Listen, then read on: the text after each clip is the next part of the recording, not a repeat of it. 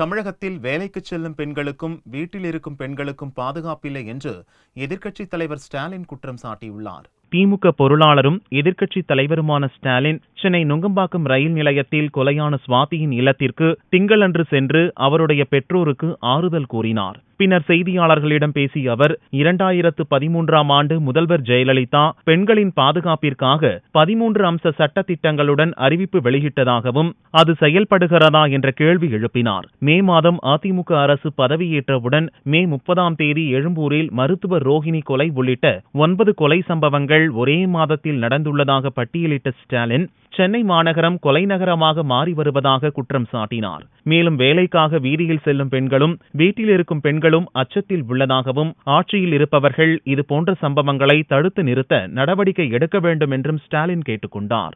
June 25ஆம் தேதி நுங்கம்பாக்கம் ரயில் நிலையத்தில் ஐடியிலே பணிபுரிந்து கொண்டிருக்கக்கூடிய சுவாதி என்கிற இந்த பெண்ணும் கொல்லப்பட்டிருக்கிறார். ஆக இன்றைக்கு சென்னை மாநகரத்தை பொறுத்தவரையில் இது கொலை மாநகரமாக மாறிக்கொண்டு வந்திருப்பது உள்ளபடியே வீதியிலே வெளியிலே வரக்கூடிய பெண்களுக்கு மட்டுமல்ல, வீட்டில் இருக்கக்கூடிய பெண்களுக்கும் ஒரு மிகப்பெரிய அச்சத்தை ஏற்படுத்தியிருக்கிறது.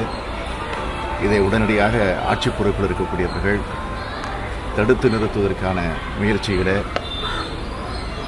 தங்களை முழு அளவில் ஈடுபடுத்திக் கொள்ள வேண்டும் என்று திராவிட முன்னேற்றக் கழகத்தின் சார்பில் நான் கேட்டுக்கொள்கிறேன்.